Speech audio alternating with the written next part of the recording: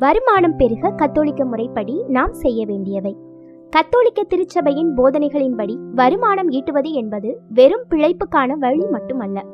அது கடவுள் கொடுத்த ஆசீர்வாதத்தை நேர்மையான முறையில் நிர்வகிப்பதாகும். பொருளாதார மேன்மை பெறவும் அதில் இறை ஆசீர் நிலைத்திருக்கவும் கத்தோலிக்க முறைப்படி கடைபிடிக்க வேண்டிய ஆன்மீக மற்றும் நடைமுறை வழிகளை பற்றி இப்போது பார்ப்போம். 1. ஜெபமும் இறைவேண்டலும். எந்த ஒரு முயற்சியையும் தொடங்கும் முன் கடவுளின் வழிகாட்டுதலை கேட்பது முதல் படி. தூய யோசேப்பினிடம் வேண்டுதல். புனித யோசேப்பு தொழிலாளர்களின் பாதுகாவலர். உங்கள் வேலை அல்லது தொழிலில் உள்ள தடைகள் நீங்க அவரிடம் நவநாள் ஜெபிக்கலாம். பரிசுத்த ஆவியின் துணை. புதிய தொழில் அல்லது வேலையை தொடங்கும் போது ஞானமும் தெளிவும் பெற பரிசுத்த ஆவியிடம் வேண்டிக் கொள்ளுங்கள். 2. நேர்மையான உழைப்பு. கத்தோலிக்க மறைக்கல்வி உழைப்பின் முக்கியத்துவத்தை வலியுறுத்துகிறது. நேர்மை. உங்கள் தொழிலில் முழுமையான நேர்மையை கடைபிடிக்க வேண்டும். ஏமாற்றுதல், கள்ளக்கணக்கு மற்றும் பிறரை சுரண்டுதல் ஆகியவை இறை ஆசியை தடுக்கும். அர்ப்பணிப்பு. எதை செய்தாலும் மனிதருக்கென்று செய்யாமல் ஆண்டவருக்கென்று செய்வது போல மனமுவந்து செய்யுங்கள். 3. தசமபாகம் மற்றும் தர்மம். பெரும் வருமானத்தில் ஒரு பகுதியை இறைவனுக்கும் ஏழைகளுக்கும் கொடுப்பது ஆசீர்வாதத்தை அதிகரிக்கும். உங்கள் வருமானத்தில் ஒரு பகுதியை, அதாவது 10%, இல்லையென்றால் உங்களால் இயன்ற அளவு திருச்சபைக்கும் ஏழை எளியோரின் கல்வி மற்றும் மருத்துவத்திற்கும் செலவிடுங்கள். விவிலிய வாக்கு. கொடுங்கள், உங்களுக்கு கொடுக்கப்படும். நீங்கள் எந்த அளவையால் அளக்கிறீர்களோ அந்த அளவையாலேயே உங்களுக்கும் அளக்கப்படும். லூக்கா 6:38. 4. ஞாயிறு வழிபாடு மற்றும் ஓய்வு. அதிக வருமானம் ஈட்ட வேண்டும் என்ற ஆசையில் ஆன்மீக வாழ்வை மறக்கக்கூடாது. ஓய்வு நாள். ஞாயிற்றுக்கிழமைகளில் வேலை செய்வதை தவிர்த்து திருப்பலியில் பங்கேற்று இறைவனுக்கு நன்றி செலுத்துங்கள். இது உங்கள் மனதிற்கு புத்துணர்ச்சியையும் புதிய சிந்தனைகளையும் தரும். 5. உடைமைகளின் மீதான பற்று. செல்வத்தை ஒரு கருவியாக பார்க்க வேண்டுமே தவிர அதையே கடவுளாக கருதக்கூடாது.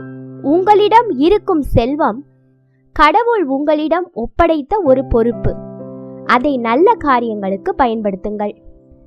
உங்கள் பொருளாதார மேன்மைக்காகவும் வேலையில் வெற்றி பெறவும் கத்தோலிக்க திருச்சபையில் பின்பற்றப்படும் சில முக்கியமான பக்தி முயற்சிகளை பற்றி இப்போது விரிவாக காண்போம்.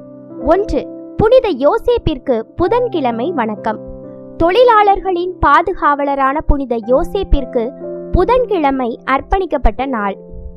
தொடர்ந்து 9 புதன்கிழமைகள் திருப்பலியில் பங்கேற்று புனித யோசேப்பின் சொரூபத்தின் முன் மெழுகுவர்த்தி ஏற்றி உங்கள் தேவைகளை சொல்லுங்கள். புனித யோசேப்பிடம் சென்றால் எதுவும் தோல்வி அடையாது என்பது கத்தோலிக்க நம்பிக்கை. குறிப்பாக புது வேலை தேடுபவர்கள் மற்றும் கடன் சுமையில் இருப்பவர்கள் இவரிடம் வேண்டலாம். 2. ஜெபமாலை வழங்கும் பாதுகாப்பு. அன்னை மரியாளிடம் ஜெபமாலை ஜெபிப்பது உங்கள் தொழிலில் ஏற்படும் தடைகளையும் தீய சக்திகளின் சூழ்ச்சிகளையும் முறியடிக்கும். ஜெபமாலை சொல்லும் போது இறைவனின் திருவுளம் என் வாழ்வில் நிறைவேறட்டும் என்று அர்ப்பணித்து சொல்லுங்கள். அன்னை மரியாளின் பரிந்துரை இறைவனிடம் மிக வலிமையானது. 3. ஆசீர்வாதம் பெறுதல். கத்தோலிக்க முறைப்படி நாம் உழைக்கும் இடமும் கருவியும் புனிதப்படுத்தப்பட வேண்டும். உங்கள் அலுவலகம் அல்லது கடையை பங்கு தந்தையிடம் கூறி மந்திரித்து ஆசி பெறுங்கள். நீங்கள் பயன்படுத்தும் கணினி, தையல் இயந்திரம் அல்லது வாகனங்களை ஆசீர்வதிப்பது விபத்துக்கள் மற்றும் நஷ்டங்களிலிருந்து காக்கும். 4. விவிலியத்தில் உள்ள சில முக்கிய வாக்குறுதிகள். வருமானம் பெருகவும் பொருளாதாரத்தில் உயரவும் கீழ்கண்ட இறை வார்த்தைகளை தினமும் வாசித்து தியானியுங்கள். ஆண்டவர் தமக்குரிய நல்ல கருவூலமாகிய வானத்தை திறந்து உன் கைகளின் வேலைகளையெல்லாம் ஆசீர்வதிப்பார். உபாகமம் 28:12. உன் உழைப்பின் பயனை நீ உண்பாய், நீ பாக்கியவான், உனக்கு நன்மை உண்டாகும். சங்கீதம் 128:2. என் கடவுள் தம்முடைய மேலான செல்வத்தை கொண்டு உங்கள் குறைபாடுகளை எல்லாம் கிறிஸ்து இயேசுவின் வழியாக நிறைவு செய்வார். பிலிப்பியர் 4:19. 5. செயலில் காட்ட வேண்டிய கத்தோலிக்க பண்புகள். ஆன்மீகத்தோடு சேர்ந்து நடைமுறையிலும் சிலவற்றை செய்ய வேண்டும். 1. நேரம் தவறாமை. வேலையில் காட்டும் ஒழுக்கம் ஒரு வகை ஜெபம். 2. பகிர்வு. உங்கள் லாபத்தில் முதல் பங்கை கடவுளுக்கு தசமபாகம் கொடுக்கும்போது மீதமுள்ள 9 பங்கு ஆசீர்வதிக்கப்பட்டு பெருகும்.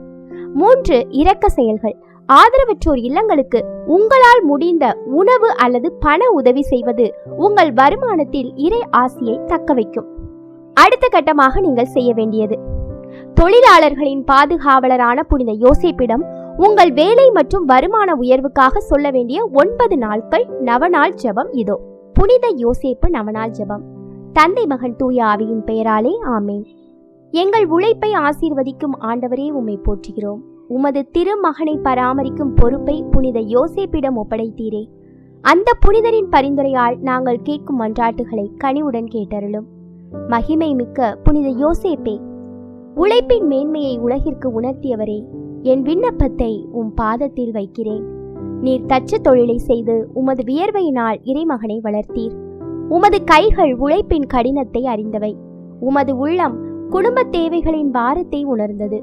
புனித யோசேப்பே, என் வாழ்வாதாரத்திற்காக நான் எடுக்கும் முயற்சிகளை ஆசீர்வதியும். என் தொழிலில் அல்லது வேலையில் வரும் தடைகள், எதிர்ப்புகள் மற்றும் நஷ்டங்கள் அனைத்தையும் நீக்கியருளும். நான் நேர்மையான முறையில் வருமானம் ஈட்டவும் என் குடும்பத்தின் தேவைகளை தடையின்றி பூர்த்தி செய்யவும் எனக்கு துணை நில்லும். இந்த இடத்தில் உங்கள் தேவையை விரிவாக சொல்லுங்கள். உதாரணமாக, எவ்வளவு கடன் இருக்கிறது, அதை அடைக்க வழி வேண்டும், அல்லது இந்த தொழிலில் இத்தனை லாபம் கிடைக்க வேண்டும் என்று நம்பிக்கையுடன் கேளுங்கள். தந்தையாம் இறைவனின் விசுவாசமிக்க ஊழியரே, என் வறுமை நீங்கவும் செல்வம் பெருகவும் அந்த செல்வத்தை நான் நல்வழியில் பயன்படுத்தவும் அருள் புரியும்.